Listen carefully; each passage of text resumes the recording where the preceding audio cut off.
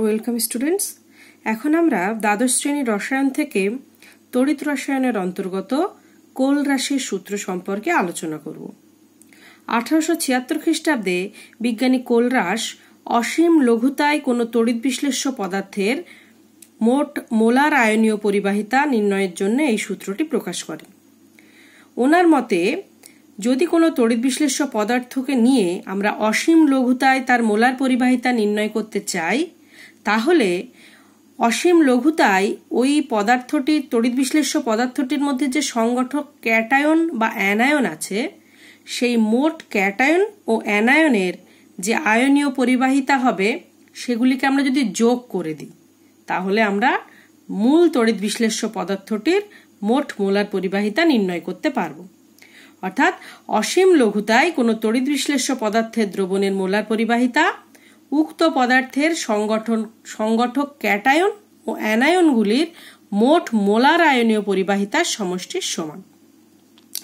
উদাহরণ দিয়ে বলতে পারি, যদি সোডিয়াম ক্লোরাইডের মোট মোলার পরিবাহিতা নির্ণয় করতে চাই, λ0m of NaCl is equal to, যখন ক্যাটায়ন আর অ্যানায়ন লিখব তখন স্মল ল্যামডা ব্যবহার করতে পারি আমরা, λ0Na প্লাস λ0Cl মাইনাস। একই রকম ভাবে যদি Al2SO4 এর মোলার পরিবাহিতা নির্ণয় করতে যাই, আমরা প্রথমে Al2SO4 কে বিয়োজিত করে দেখব কি কি আয়ন তৈরি হয়। তৈরি হয় দুটো অ্যালুমিনিয়াম 3+ আর তিনটে SO4 2-। তাহলে λ0m of Al2SO4 is equal to হবে 2 λ0 of Al3+ plus 3 λ0 of SO4 2-। অর্থাৎ মোট সংগঠক ক্যাটায়ন অ্যালুমিনিয়াম 3+ দুটো আছে তাই এর আগে 2, সালফেট 3টে আছে তাই এর আগে 3।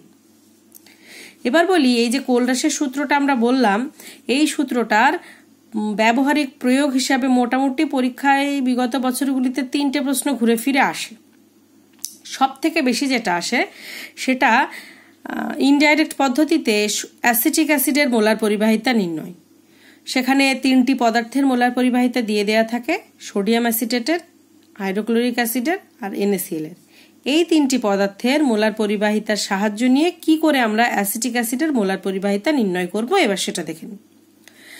প্রথমে আমরা এরমভাবে লিখতে পারি, λ0m of acetic acid is equal to, এটাকে যদি ভেঙে দিই দুটো হয়, ক্যাটায়ন হিসাবে থাকে H+, অ্যানায়ন হিসাবে থাকে অ্যাসিটেট আয়ন।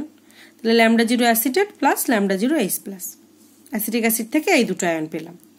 এবার এই দুটো আয়ন থেকে আমরা মোট এই 3টে লবণের ভিতরে যাব। কিভাবে যাব? প্রথমে অ্যাসিটেট আয়নের সাথে আমি অতিরিক্ত Na+ নিলাম, Na+ λ0 of Na+ নিলাম। কেন নিলাম? কারণ আমার সোডিয়াম অ্যাসিটেট দেওয়া আছে। ভালো হলো, অ্যাসিটেট আয়ন প্লাস Na+ আয়নের মোলার পরিবাহিতা নিচ্ছি প্লাস। এখন আছে আমার H+, তাহলে H+ এর সাথে এইখান থেকে বুঝে নেব কাকে নেব, Cl-। তাহলে দুটো কমপ্লিট হলো। এবার অতিরিক্ত নিয়ে ফেলেছি Na+, তাই Na+টাকে বাদ দিয়ে দেব। অতিরিক্ত নিয়ে ফেলেছি Cl-, তাই Cl-কে বাদ দিয়ে দেব। তাই দুটো মাইনাসকে একত্রে মাইনাস কমন নিলে প্লাস হিসেবে লিখেছি। তাহলে আলটিমেটলি কি দেখা গেল, এই দুটো মিলে হচ্ছে সোডিয়াম অ্যাসিটেটের মোলার পরিবাহিতা প্লাস, এই দুটো মিলে হচ্ছে HCl এর মোলার পরিবাহিতা মাইনাস, এই দুটো মিলে হচ্ছে NaCl এর মোলার পরিবাহিতা। এবার এদের 3টে যে মান দেয়া থাকবে সেই মান 3টে বসিয়ে ক্যালকুলেশন করলেই অ্যাসিটিক অ্যাসিডের মোলার পরিবাহিতা বের হয়ে যাবে। ঠিক আছে, নেক্সট যে সমস্যাটা আসে একদম ছোট্ট এটা, সেটা হচ্ছে NaCl এর মোলার পরিবাহিতা আর NaNO3 এর মোলার পরিবাহিতার বিয়োগফল যদি 3.7 ohm inverse centimetre square mole inverse হয়, তাহলে LiCl এর মোলার পরিবাহিতা ও LiNO3 এর মোলার পরিবাহিতার মধ্যে সম্পর্ক কি? এগুলো সবার মাথায় 0 দেয়া আছে, মানে সব কিন্তু অসীম লঘুতায় মোলার পরিবাহিতা। তো প্রথমে NaCl আর NaNO3 এর মোলার পরিবাহিতা যেটা আছে অসীম লঘুতায়, সেটাকে যদি আমরা ভেঙে লিখি, λ0 of NaCl minus λ0m of NaNO3 কে পাবো λ0Na প্লাস λ0Cl মাইনাস। এখান থেকে পাবো মাইনাসটা দিয়ে নিলাম, λ0Na plus λ0NO3 minus. Bracket তুলে দিলে দুটো Na+ বাদ চলে যাবে, রইল পড়ে λ0Cl minus minus λ0NO3 minus. এটা হচ্ছে মূলটার থেকে পেলাম, এর মান হলো 3.7 ohm inverse centimetre square mole inverse. এবার যদি আসি যেটা বের করতে দিয়েছে lambda zero LiCl minus lambda zero LiNO3, এখানটাও যদি আগের বারের মতো ভেঙে ভেঙে লিখি lambda zero Li plus plus lambda zero Cl minus minus lambda zero Li plus minus lambda zero NO3 minus, দুটো Li প্লাস বাদ চলে যাবে, পড়ে রইবে lambda zero Cl minus plus lambda zero NO3 minus. একটু আগেই দেখলাম সেই lambda zero Cl minus lambda zero NO3 minus মানেই 3.7 ohm inverse centimetre square mole inverse, কারণ এটাকে আমরা ভেঙেই এই অংশটুকু পেয়েছিলাম। তাহলে সেই মানটা এখানে বসিয়ে দিলেই হয়, lambda zero LiCl minus lambda zero LiNO3 এর মান দাঁড়াবে 3.7 ohm inverse centimetre square mole inverse. 3 নম্বর যে প্রয়োগটার কথা আমরা জানবো সেটা একটু ক্রিটিক্যাল বলে মনে হবে, একটু মন দিয়ে লক্ষ্য করবে। এখানে NH4OH এর অসীম লঘুতায় মোলার পরিবাহিতা নির্ণয় করতে দেওয়া আছে, আর 3টি পদার্থের সাহায্য নিতে হবে, একটা হচ্ছে বেরিয়াম হাইড্রোক্সাইড, একটা হলো বেরিয়াম ক্লোরাইড, আর একটা হলো NH4Cl। তো প্রথমে আমি এভাবে লিখে নিতে পারি মোলার পরিবাহিতা বেরিয়াম হাইড্রোক্সাইডের ক্ষেত্রে যেহেতু বেরিয়াম হাইড্রোক্সাইড ভেঙে Ba2 প্লাস আর দুটো OH মাইনাস তৈরি হয়, তাহলে lambda zero M of Ba2 plus plus 2 into lambda zero M of OH minus, কারণ দুটো OH মাইনাস তৈরি হয়। একই রকমভাবে BaCl2 সময় Ba2 প্লাসের একটা মোলার পরিবাহিতা, 2 অণু Cl মাইনাসের মোলার পরিবাহিতা, সব অসীম লঘুতায়। আর NH4Cl এর সময় NH4 প্লাসের মোলার পরিবাহিতা প্লাস Cl মাইনাসের মোলার পরিবাহিতা, এই তিনটে আমাদের দেওয়া আছে। এই তিনটে সাহায্য নিয়ে নির্ণয় করতে হবে NH4OH এর। এবার সমস্যাটা কোথায়?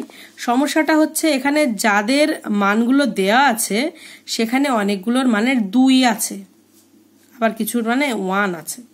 তাহলে আগের মতো সিম্পল প্রসেসে নির্ণয় করতে পারতাম, সমস্যা হয়ে গেল এই যেহেতু দুটো দুটো করে আছে এই আয়নগুলো।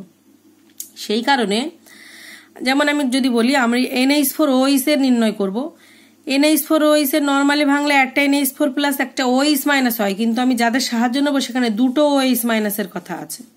সেই জন্যে প্রথমে NH4OH এর অসীম লঘুতায় মোলার পরিবাহিতার আগে একটা 2 দিয়ে গুণ করে নিতে হবে। তাহলে 2 lambda zero M of NH4OH, এটাকে আগের নিয়মেই ভাঙবো, তৈরি হবে দুটো lambda zero F NH4 plus আর দুটো lambda zero M OH minus. এবার এই দুটো ল্যামডা জিরো এফ NH4 প্লাসের সাথে আমার দেয়া আছে যেহেতু NH4Cl, দুটো lambda zero M of Cl minus নিলাম, এটুকু একসাথে নিলাম, এখানে একটা এরকমভাবে ব্র্যাকেট দিয়ে আলাদা করে দিই।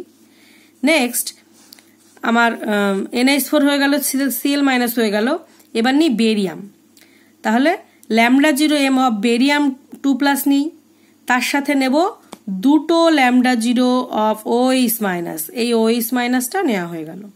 তাহলে এইটুকুকে একটা ব্র্যাকেটের মধ্যে করে দেওয়া থাকলো। এবার দেখে নিই অতিরিক্ত কি নেওয়া হলো, এইটুকু তো ছিল, অতিরিক্ত নেওয়া হলো Cl মাইনাসের এটা, আর অতিরিক্ত এটা তো ছিলই, অতিরিক্ত নেওয়া হলো Ba2 প্লাসের এটা। তাহলে এই দুটোকে বাদ দিয়ে দেবো, বাদ দেওয়ার জন্য minus lambda zero M of Ba2 plus এটা বাদ দিলাম, minus lambda zero 2 lambda zero M of Cl minus. এবার এইটুকুকে যদি মাইনাস দিয়ে কমন নিয়ে নিতাম তাহলে এখানে মাঝখানে চিহ্ন হয়ে যেত প্লাস। তাহলে প্রথম পার্টটার মান হচ্ছে অসীম লঘুতায় মোলার পরিবাহিতা অফ NaCl, যেহেতু সবার আগে 2 আছে তাই আগে একটা 2 দিয়ে নিলাম, প্লাস এইটুকু মানে হলো বেরিয়াম হাইড্রোক্সাইডের অসীম লঘুতায় মোলার পরিবাহিতা, মাইনাস এইটুকু মানে হলো বেরিয়াম ক্লোরাইডের অসীম লঘুতায় মোলার পরিবাহিতা।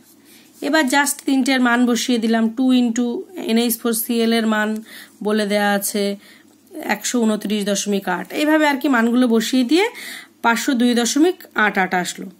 এটা 2 into lambda zero M of NH4OH এর মান, তাহলে শুধু lambda zero M of NH4OH এর মান 2 দিয়ে ভাগ করে দিতে হবে, 251.44 ohm inverse centimetre square mole inverse. এইভাবে আমরা এই সমস্যাটা সমাধান করতে পারি। তো এটা একটু বেশি করে মনে রাখার বিষয়। নেক্সট যেটা জানবো সেটা হচ্ছে কতগুলো বিশেষ পদার্থের তড়িৎ বিশ্লেষণ সম্পর্কে। প্রথমেই বলে রাখি যে পাত্রে তড়িৎ বিশ্লেষণ করা হয় সেটি হচ্ছে ভোল্টামিটার।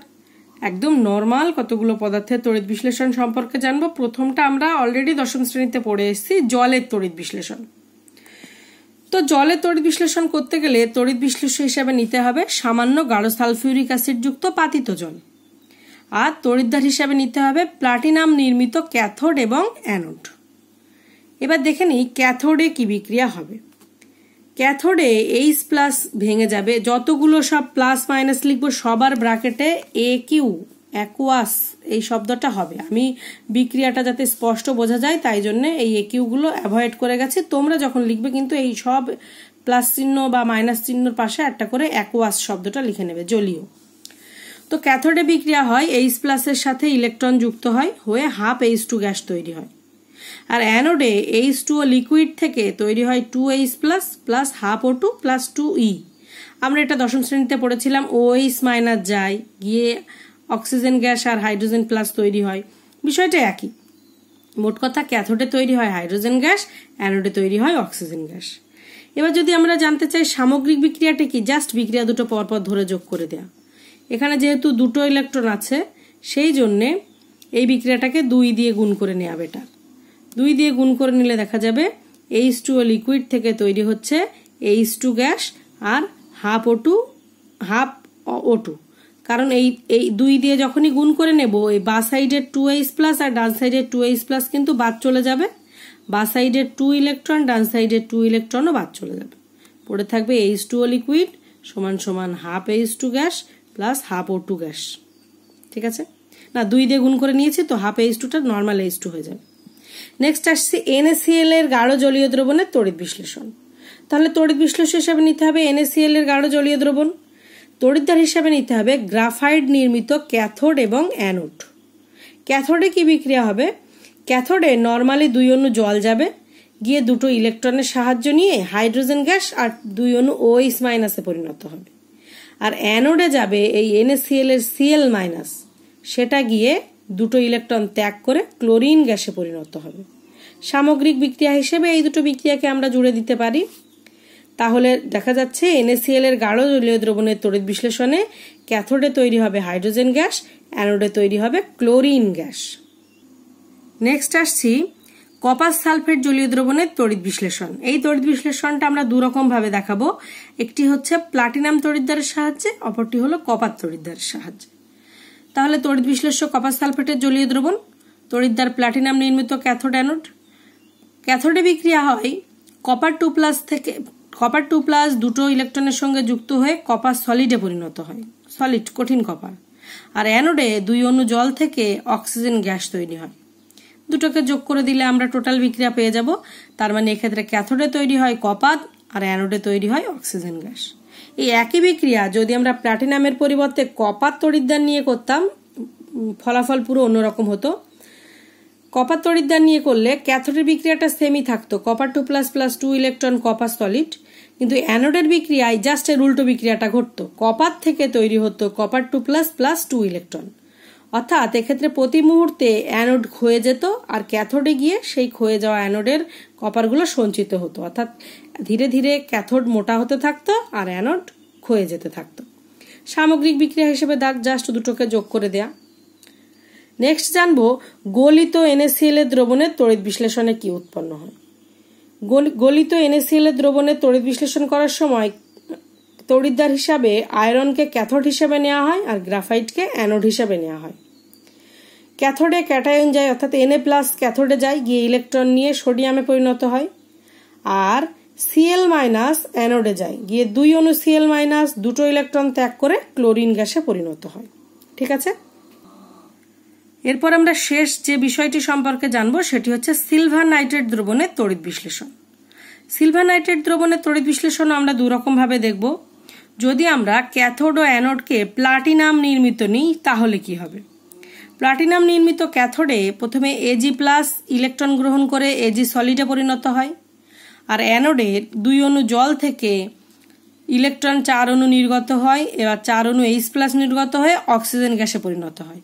অর্থাৎ যদি প্লাটিনাম নির্মিত ক্যাথোড আর অ্যানোড ব্যবহার করি তাহলে ক্যাথোডে সিলভার উৎপন্ন হতে থাকবে আর অ্যানোডে অক্সিজেন গ্যাস উৎপন্ন হবে। তার মানে ক্যাথোড ধীরে ধীরে পুরু হতে থাকবে। এই একই কাজ যদি আমরা সিলভার নির্মিত ক্যাথোড আর অ্যানোড নিয়ে করি তাহলে কি হবে, ঠিক কপারের বিক্রিয়াটার মতোই হবে।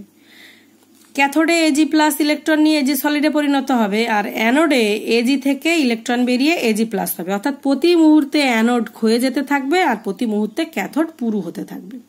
ঠিক আছে, তাহলে আজকে আমরা মোট জানলাম কোল রাশের সূত্র, তার ব্যবহারিক প্রয়োগ এবং 6টি পদার্থের তড়িৎ বিশ্লেষণ সম্পর্কে। এই শেষের দিকের যে পদার্থগুলি তড়িৎ বিশ্লেষণ সম্পর্কে জানলাম, হয়তো মনে রাখতে গেলে একটু সমস্যা হতে পারে, কিন্তু এখান থেকে খুব কমই প্রশ্ন আসে। জাস্ট ক্যাথোড বিক্রিয়া, অ্যানোড বিক্রিয়া কি, সামগ্রিক বিক্রিয়া কি, এরকমভাবে প্রশ্ন আসে। আশা করি তোমাদের এগুলো মনে রাখতে একটু সুবিধা হবে। ঠিক আছে, নেক্সট দিন আমরা এই অধ্যায়ের লাস্ট পার্টটুকুনি পড়ব। খুব অল্প অংশই বাকি থাকলো। তাহলে নেক্সট দিন কথা হচ্ছে আবার।